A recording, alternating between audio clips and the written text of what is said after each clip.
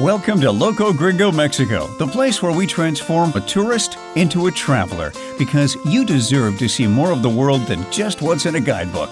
Each week, we talk with amazing locals who know the Riviera Maya and Yucatan like only a local can, and get them to share their tips and insights on the local scene, culture, and cuisine from a local's perspective.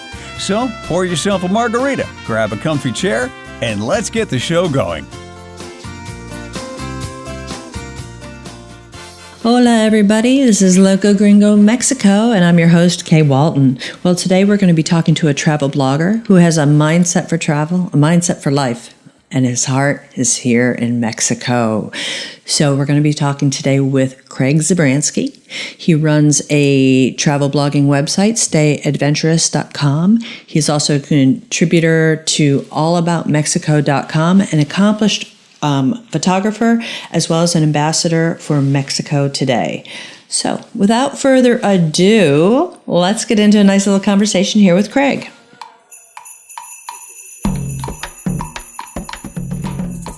Hey everybody, good afternoon. This is Kay with Loco Gringo, and I have Craig Zabransky here. I've been a little tongue-tied, so y'all, I have to apologize for that. Hey Craig, how you doing? I'm doing great, Kay. Thanks for having me on the show. Hey, no, it's my pleasure. Now, Craig, I know we met several years back. I think we're at the beach. I think we might have been at Hacienda Tres Rios back in the day. Yes, of course. Wasn't? And one thing I think that why we've become such good buddies is because we have a passion for travel and we have a passion for Mexico. And that is why I'm just thrilled to have you on the show so you can talk about your journeys as a traveler, but what brought you to the Riviera Maya to write about it for your blog, and what and about your passions for Mexico. So if you could let our listeners know a little bit about your background and your journeys here to Mexico, that would be great. Sure. I'm a Wall Street consultant, basically, a global management consultant for one of those big firms. Basically gone rogue, I guess. It was at 0405 where I took a year off, like a sabbatical. And it's so funny, when I think back to those travel days when I wanted to like backpack around the world type of thing, it seems very common today, but there was no Facebook and Twitter. It was just a different era almost. But that led me to believe, or when I was sitting in certain places, that, the world is such a magical place and I wanted to explore more. And it was amazing because at that point I skipped Mexico because I actually thought I knew it. Oh, I went there when I was a kid. Oh, Mexico. I know that I'm not going to go to that country. I'll go to other countries and see the rest of the world. Boy, was I in for a surprise once I really started to discover Mexico. And actually what brought me back was consulting. I got a project in Mexico City. So with the Stay Adventurous mantra in my mind at that time, didn't have the site yet. I decided, it was 10 years ago, I took a gig in Mexico City. And my passion for Mexico grew from there. What a city. It's one of the world's best, in my opinion. And I've seen a lot of them for not just for weekends, but for multiple times. So I've been in a lot of these cities for like months. And I could relate to you. The Mexico City is a must if you're a city person. Absolute must. And then from there, I started, instead of flying home back to the States, I started exploring more and more of the country. And I just basically fell completely in love with it. And what I discovered is the real danger of Mexico at that time was falling in love with it, because I did. And it has never left me. And Cancun, the Riviera Maya, where we've met, Kay, was when I first started my blog. And I got the invite to come to Hacienda Tres Rios. And boy, that just kicked off a love for that region in a new way. Much different from my spring break days, for sure. I bet it's a lot different from spring break days. I think, people have this misconception that that's what, Mexico is all about, is spring break, like up in Cancun during those peak weeks. But there's really a whole lot more to the Mexico area than just so much more. And Hacienda Tres Rios was like a great entry point. There was a time when I was asked to pick one of my favorite destinations in the world, and they found me and they wanted, like this, they did a video. And I have it on my site. It's on YouTube. It's very, it's from 2010. But I talk about our trip to Hacienda Tres Rios because I stayed afterwards for like 10 days exploring the whole region, Playa del Carmen, some of the ruins, swimming in some of the cenotes, and really got a taste of what you could do in the Riviera Maya. And that's why I frequently go back, because I love the place. There's just so much to do there. You're lucky to call it home. No, that absolutely, and you always have a friend, and actually you have lots of friends down here now. And I know we also had, and I had almost forgotten, one of the last times you were down here, you even stayed in Soliman Bay, which is near Tulum. Yes, one of when you were talking about, you gave me some of the questions, some of the secret spots. I mean, that place, Casa de Corazon, what a gem that was. I mean, you said it was, and I trusted you, and wow, that was some of my 4 great days there in that spot. What a great little spot, right by Tulum, exactly. But it's like a little oasis, and you kind of have your own little place there. Definitely worth a visit, Solomon Bay, which I realized I was pronouncing wrong when I was listening to one of your podcasts. I was calling it Solomon Bay. You know what? There's people that pronounce it both ways. Oh, there are people that go both ways in the beach towns, for sure. Oh, we can have we'll put this show on after 9:00 at night then, and air it. Now, Solomon Bay is wonderful, and you know what was really a thrill for me is when you said you wanted to come down, and is to turn you on to Solomon Bay, which is one of my favorite places, and Casa Corazon, of course, is one of the places that I love to run away to when I get a little time away from the office. But through your travels in that, what have you found in the Yucatan area and even Cancun, the Riviera Maya, that are some of the things that people should indulge in while they're here? Because we've got environment and culture and food, and we have so many wonderful things. It's really hard. I think people get overwhelmed going, oh my God, but what do I do today? Yeah, I could see that. I mean, it is like when you said environment, culture, food, I was like, yes, yes, yes, just yes, to all of those things. And I think actually, it was the owner of Lake Solomon Bay. When I was talking to him on one of the hammocks there, we were chatting with coffee in the morning, and he was like, what do you recommend and stuff? And he's like, you have to see ruins and you have to swim in a cenote. And I was like, those are two musts. And I really think if I was going to recommend for people to do, you have to check those things out. I mean, there's so many great ruin sites. Of course, there are the famous ones. There's Chichen Itza and Tulum, which I think most visitors probably go to. I think Coba is gaining popularity, which would be my recommendation of what I like to call those big three ruins. But I know there are even other sites that I still want to explore in the region. But Coba is great because you get to climb the pyramid. You could ride a bike through it. It's very still covered in jungle. It really gives you that sense of discovery. I'm a big fan of my trip to the Coba ruins. For sure, I'd recommend that. And there was a cenote close by that I'll never forget. I mean, this spiral staircase built underground. You get into this huge, it just opens up into this vast room. And there was with a little like pier, a dock, and you just run and jump off. And I'm like, there was no one in there. It was Molten Hot was the name of the place. And I wrote my biggest mistake was like, because you're wet, it was raining. I don't have a great photograph from it. Like I didn't have my equipment or I didn't bring it down because it was just bathing suits. So I took a small little one and I have that on my website, but it really doesn't do the justice of how I felt. I mean, it was an amazing cenote. But there are thousands of them, or hundreds of them, I guess. So I think there are thousands, right? 6,000 or something cenotes. I don't know how many are open to the public, but that's a definite must do. And that one really, I was like, wow, definitely. Now, when you went to Coba, did you get an opportunity to go over to the colonial city of Valladolid? Yes, I did. I mean, I think I did that when I was doing the Chichen Itza tour. We stopped in Valladolid, and I did get a chance to do that. And that's another thing I would recommend is that's a great colonial city. You really get that essence. But when you get and leave, I think people are like, oh, the Yucatan Peninsula, but it's made up of those three states, right? Campeche, which I'd love to go to and hope to get there one day. There's the Yucatan state of, which is where I've spent some time. And then there's Quintana Roo, which is the coast, right? And that's Cancun and the Riviera Maya, so to speak, where all the beaches.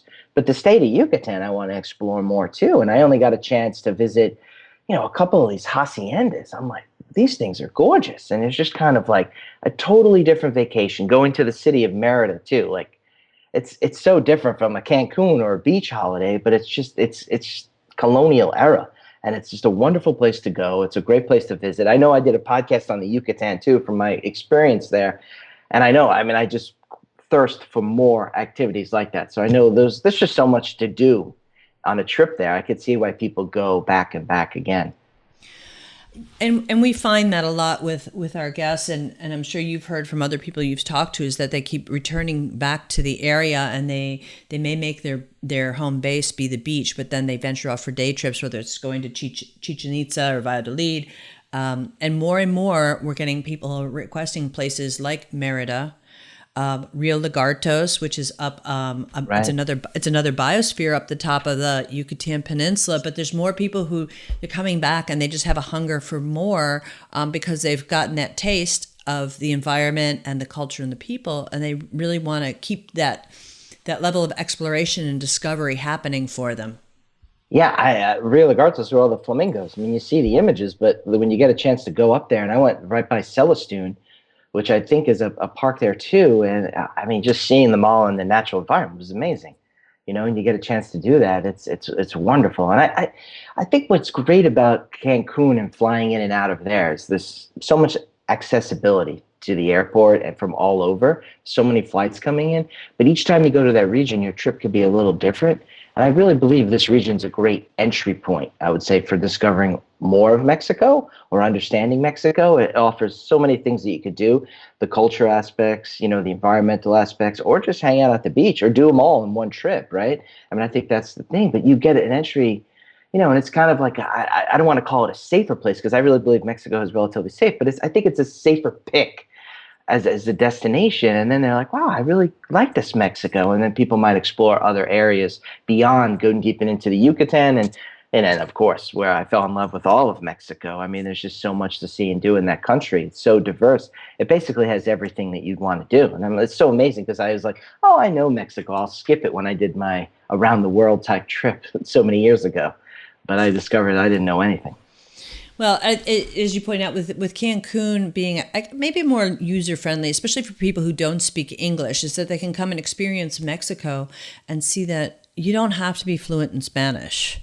Right. To get around, and you get comfortable and everything, so that it makes then when you venture off the beaten path a bit, go to Merida, go to Mexico City, that you can get around and maybe not feel so intimidated as if you took Mexico City to be your first trip. That might be a little intimidating. Yeah, well, any major city, I think, will be intimidating. Mexico City, for sure. It's 20 million plus estimated, I guess, right? I mean, there's no real official number, and it just depends on where you put the line. I mean, it's so big, it's a state now. That's always strange for me. But yeah, I think it's great. Like when I try to use my Spanish, like people are surprised in the Riviera Maya and Cancun area. And they're like, oh, you speak a little Spanish? They're pleasantly surprised. You get that little extra smile from someone who might be in the hospitality from you because you're communicating with them in their language, which I think is the way it should. I don't want to say should be, but it's the way, it's helpful for you and they just appreciate it. It's a much more appreciative aspect of the hospitality, is talking in Spanish. I think it's great, but they're surprised. Like English first even, like in Playa del Carmen, everything's in English. Cancun, I mentioned the hotel, everything's in English. It's incredible. Exactly. No, and but I also think that because with the amount of English there, and now that, a lot of people who are growing up in the Riviera Maya and Cancun area, English is their second language. They learn it in school. Mm-hmm. Is that it helps make the experience even more welcoming to people, knowing that they can get some help if they need it in English. And communication is just huge, no matter where you're going in the world, and to interact with a culture. And I would say it's probably one of the more user-friendly areas that you can go to. I've been down into some of the other Latin American countries, and my lack of Spanish, I still was able to get around, but there wasn't the English. I didn't have that English to fall back on because they weren't aware of it. So I think that's one of the nice things that we hear from a lot of our visitors that come to the area, is that they can have a conversation with people even at a rudimentary level, and it helps build that bond between the two cultures, that they can, even if it's just talk about the weather, right. But it helps they can have a little more intimate experience with the locals, because everybody knows a few words of English, and also if you're in Playa del Carmen, though, you can also hear French and Italian and German. So quite a multicultural area. Certainly Italian. That place, my first impression was more pizza places than taco shops. I mean, I'll never forget that. I'm like, it's pizza everywhere. I'm like, where are the tacos? Like you had to go find them. Absolutely. Yeah. And there's a little Italy section, at least locally, we'll call it, there's the north part of Fifth Avenue in Playa del Carmen, is that we go, oh, we're going up to Little Italy. Nice. And yes, and to eat pizza generally. Craig, let me ask you, with I mean, I'm sure it's very hard because you can tell in your voice and everything about your love for the country. I know you love the beaches and area of the Riviera Maya and Cancun, but does your heart call out to you? Does your heart still go out to Mexico City, or are there some other destinations that, you really have a special place for that you want to, go back to, or you haven't quite touched yet and you want to make a trip out there? Oh, I mean, there's plenty I want to touch still in Mexico, and I really think, but it's the diversity. It depends on what type of trip that you're really looking for. As mentioned, we talked about the English, and it's a great entry point. There's so much to do. I think the Riviera Maya is always a great choice. I mean, now that I'm even closer to it, I feel like a flight to Cancun is it's not as far from New York as it is from the Florida Keys. So it's like, wow, I should go there more often. It's right here. But it's just a great destination. And so it's clearly one of my favorites. I wish it had surf. I know I was talking to someone, I forget who at the time, was like on Twitter all the time with the Mex chats and everything. And we were talking, and I was like, oh man, it's like Cancun. I wish it had surf in the area of the Riviera Maya. And he promised me that there was waves. And I think that if there was a great surf break, that would be great. That's what the West Coast really has. That's why I like occasionally going to the West Coast of Mexico. You could go to Mazatlan or fly into Puerto Vallarta, head up to, into Nayarit area. I mean, the town of San Blas is a blast. It's just a unique little spot. And there's a great surf there. Oaxaca has great surf too. So, I mean, there's aspects of that. And of course, Mexico City. When you said my heart calling out, I mean, that's the heartbeat of the nation. It's a great place to go if you like cities, if you like city travel. Like a lot of people go to Mexico because they want to go to the beach, and that's great. It has tremendous coastlines on both sides. If they want culture, if they want history, if they want that city experience, like Mexico City, wow. I mean, I even run a tour there once a year. I take people to Mexico City. I call it Stay AdvenTours. It's a long weekend. I try to get people to understand the city. Even the New York Times last year picked it as the top destination. They pick 52 destinations every year. They picked Mexico City was like their number one choice, Awesome. which is New York Times. I mean, I think Mexico itself had 3. In the Riviera Maya, they picked Holbox or Holbox, which I don't know how to pronounce. And that's definitely a destination that seems to be peaking as kind of like that remote little area that's just pristine. And I'm like, I see photographs and I'm like, yeah, I want to go there. Who doesn't? I mean, that's clearly a beach, total looks like a rest and relaxation paradise. But I don't know. I've never been, but I'd love to go. And then there's all these magic towns that they do, the Pueblos Mágicos, where there's such unique culture in the middle of, the aspect. I mean, I could talk forever. I would recommend the biggest nature aspects too, these huge migrations. You could go see whales. I think you could see them all over the world. But the migration that captured me the most is when I was in Mexico City, was to see the monarch butterflies.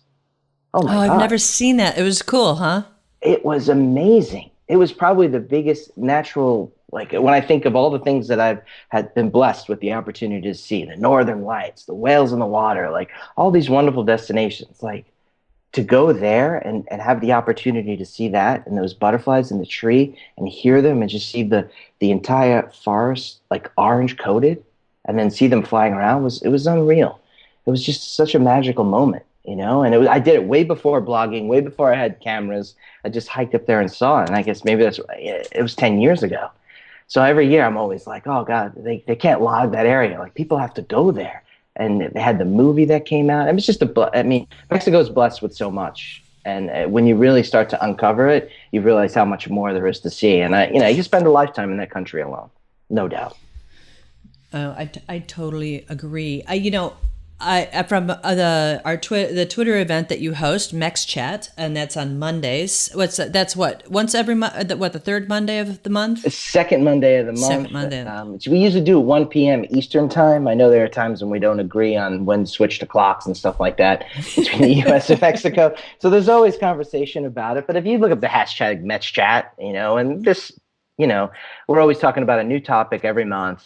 And it's fun. It's definitely great. It piques interest in different regions. And I wish more of the different areas would hop on it, from all over. Riviera Maya is well represented and with good reason. I mean, there's great things to do there. There's no doubt. And that's why, I know that I'd like to, at least I wish I could just say every year I'm going to Riviera Maya for a little bit, and it's this year I don't think I made it there, which is amazing to me.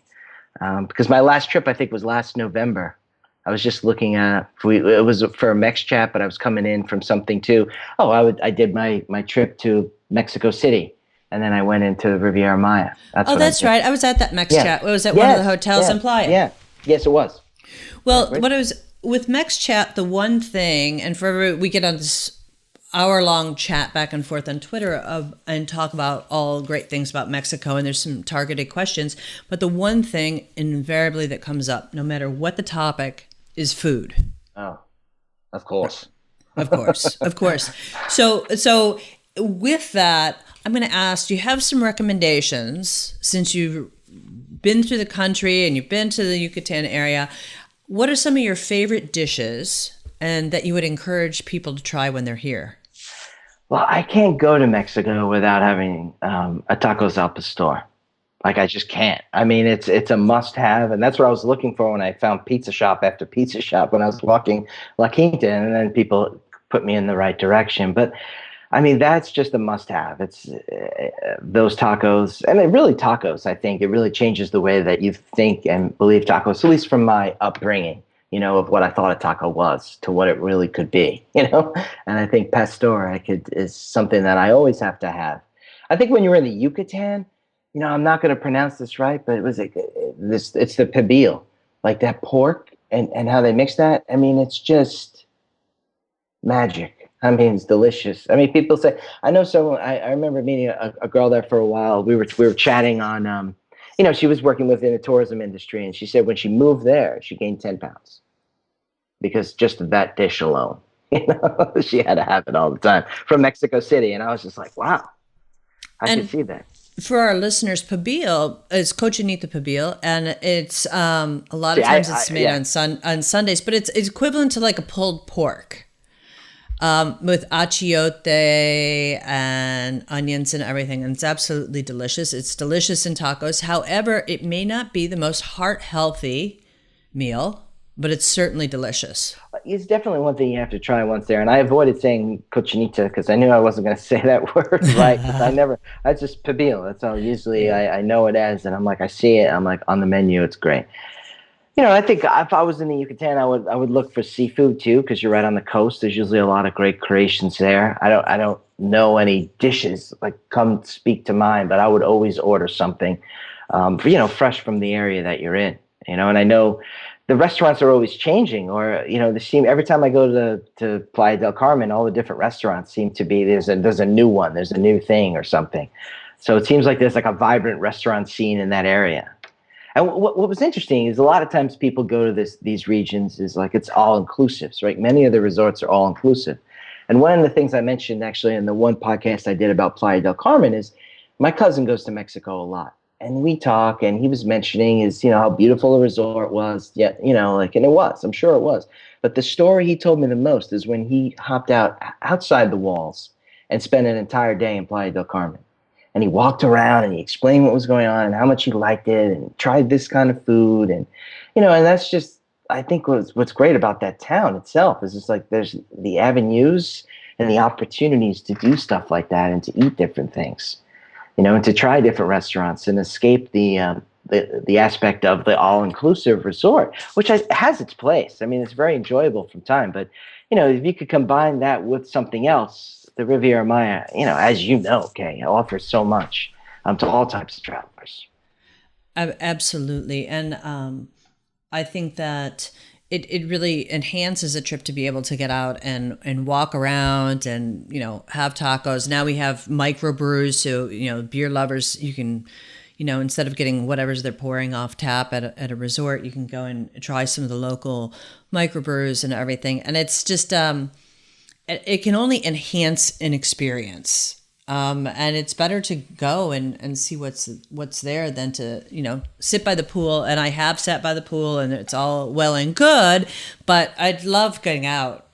Oh, I would love staying by the pool. I mean, some days. I mean, you love the beach days and the pool days. Yeah, I mean, they're great, especially when they're right in your backyard. It's like you could go on vacation just by driving, and you stop, you don't have to like get out of the plane. It's great to live in a place like that, I'm sure. Okay. I mean, Florida Keys is like that too. I feel like I could go out and get on vacation and spend some time on the water like a tourist, but it's also great to explore the other areas. And I think that's the joy. That region has so much of both. And it's a great opportunity for travelers, tourists to really explore different aspects of what they want a vacation to be. And I don't know if you know this, and it may have come up in a Mex chat, but now there's a planetarium in Playa del Carmen, and I did of not course, know. yeah, the planetarium. There are some new museums that have been opening up, both in Cancun and Playa del Carmen. Cirque du Soleil, which I'm going to put Cirque in as part of the arts, and I will tell people. I went to Cirque, saw Cirque in the Riviera Maya here, and I liked the production better than I did in Vegas. But I mean, and there's other productions. There's more music and everything happening, and it's really great. Coco is a production that I was impressed with. You think you're going to like a club, but that's a real performance. I've never been. Oh, that's a real performance. I mean, the real performers. I mean, they close the stage. They come.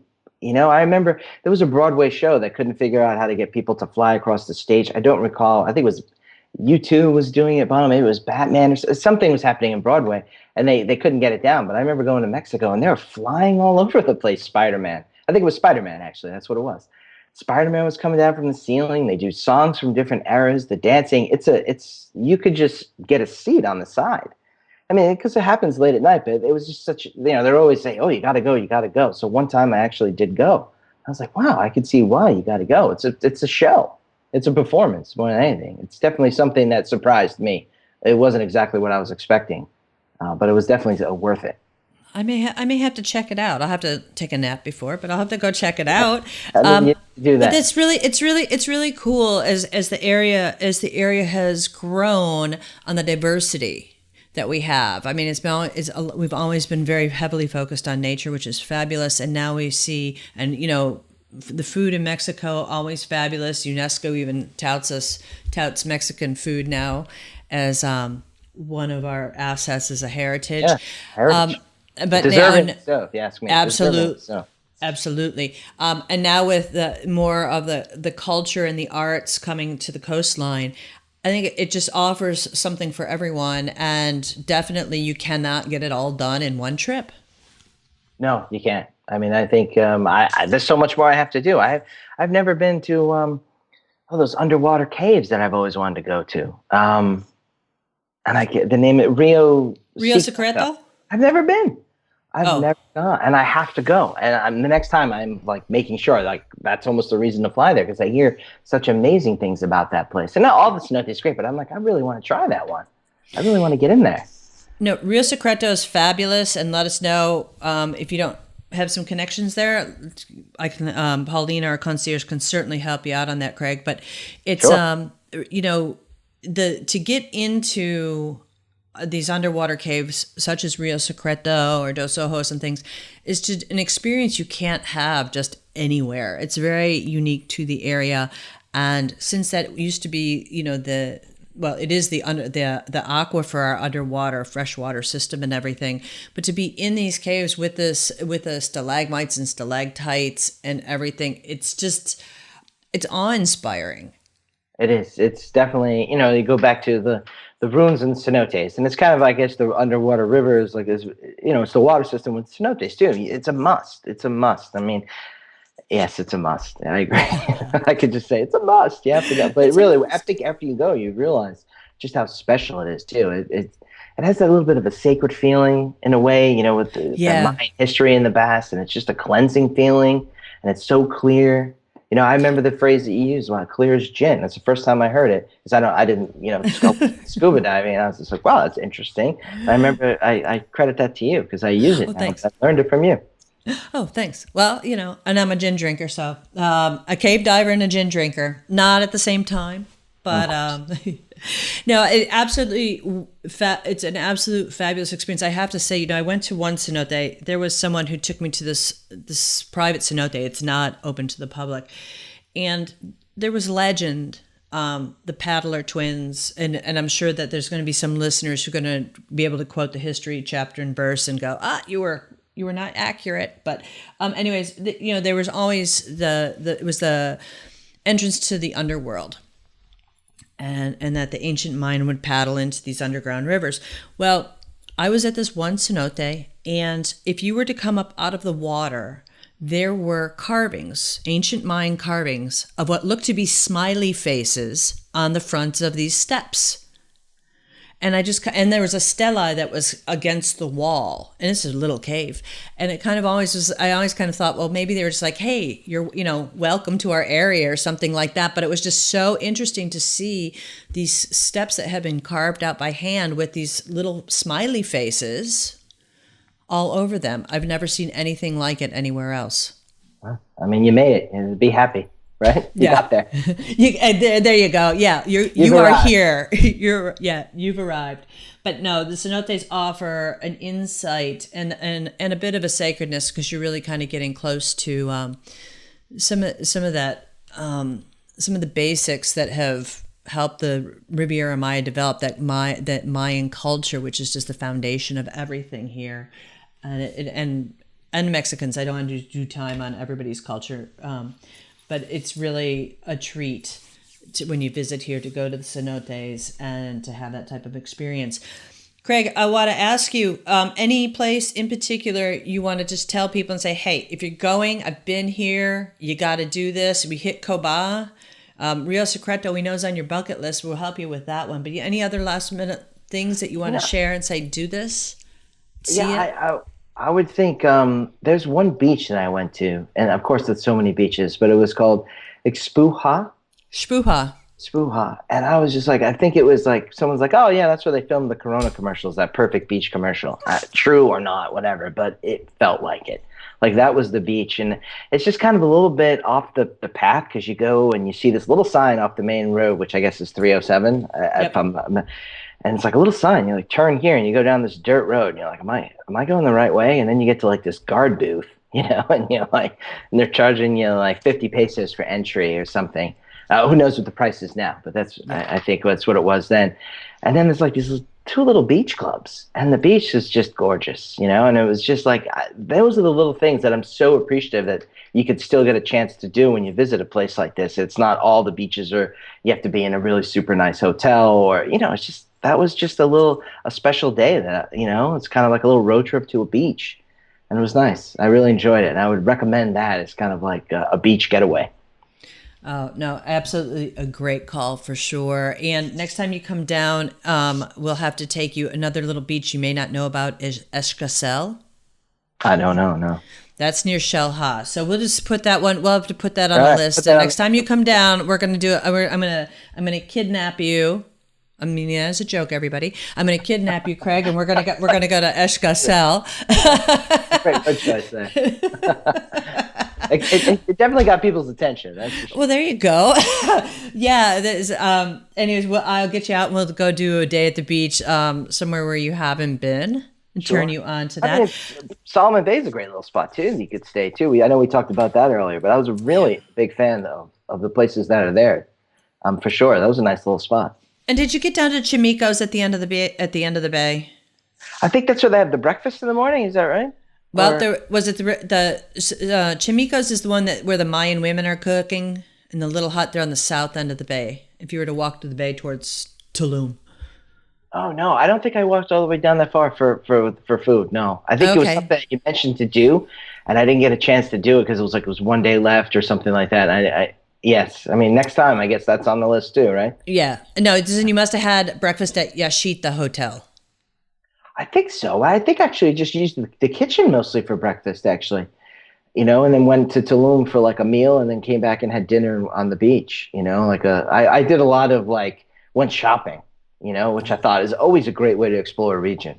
Right? Absolutely. Yeah, pop into one of the supermarkets and you meet the locals and you run around and you see what food they have. It's just a great way to explore another way instead of always eating out. And I think I did a lot of that when I was in Solomon Bay. I don't even know if I ate at either restaurant. I remember you mentioning the restaurant, which that was very close to the place. It was like right when you come in, right? That restaurant. Yeah. Yep. Now, all great places. Craig, where can people find you? I know we're gonna, and I also want to ask you. I mean, you've got podcasts for Valle de Lead and Playa del Carmen, and I certainly can I put links on our website for your podcast? Of course. I mean, why not? Beautiful. Yeah. So no, I'll definitely send you those. I mean, StayAdventurous.com is my site. I mean, everything's there. There's a little thing that says podcast. You click on that, it'll tell you all. I mean, I'm on episode 20 or so episodes in, but I don't know when this officially will air. But, and so there's 20 episodes. I think 4 or 5 are probably from Mexico. So you can see how I'm leaning in that direction always. It's a global, they're from all over the world, but many are in Mexico. So there's one on the Yucatan that I mentioned here, my adventures there, and then one specifically on Playa del Carmen. As well. So yeah, I'll send you those links for everything. And also on social media, everything is at Stay Adventurous. So it's Instagram, Twitter, Facebook / Stay Adventurous. Vine, I'm even still on. That's at Stay Adventurous too. I really like Vine. I was sad to see that it meet its demise, or however that's going to play out. Because I like doing a little video, and I don't mix that with my Instagram. Instagram is just images, and I try to stay square. On Instagram. Yeah, I know they changed that, but I'm still a square guy when it comes to Instagram. But yeah, everything is at Stay Adventurous, StayAdventurous.com. My podcast is Staying Adventurous, though. Important note, that's on iTunes as well as on Stitcher Radio. And of course, you could find everything through my site. Everything's right there. Well, we'll make sure on today's show notes on Loco Gringo that we'll have links over to all your social media profiles, StayAdventurous.com, and your podcast, so people can connect with you. And of course, anybody who's listening, and if you can't find Craig at Stay Adventurous and anywhere in the world, contact me, ask@locogringo.com. I can hook you up with Craig, and he can certainly share his information, whether you're looking at Mexico or you might want to have questions on some other destinations that he's been to too, because he's been almost around the world. And so, yes, well, there's always places to still go, right? But there's always so much beauty in this world. It's just great to have the opportunity to go out and see it. And I mean, and Mexico there's so much there too. I mean, you could spend a lifetime there, as I mentioned. Well, I hope, Craig, if you get back down, I'm hoping I'm going to see you in Mexico. When I come back down to the Riviera. When you come back down, and I'd love to have you back on the show, and you can talk about some of your new discoveries while you're here, and we'll have another great conversation. And I'm sure when you come back down, we'll be able to sit down at the beach and have a beer. Yeah, absolutely. Sounds good. Well, a big muchas gracias to my amigo Craig. He's been a good buddy of mine, and I'm really glad he could share some of his insights not only on the Riviera Maya, but also his passion for Mexico. I invite you to visit our show notes at locogringo.com/podcast. As I mentioned, we're going to have links over to Craig, as well as today's notes on some of the great places that he recommends for you to experience for yourself. Until next week, everybody, hasta la vista. Thanks for listening. If you like the show, be sure to subscribe. For links, show notes, and more information, head on over to locogringo.com or give us a call toll-free at 800-478-0081. Porque se tragó la luna, estaba enferma la rana.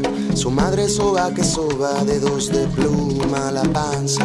Pensó ranita que luna era una toronja blanca. Y aunque la luna es de leche, la leche estaba cortada. Croa, croa, dedos de pluma. Croa, croa, dedos de agua.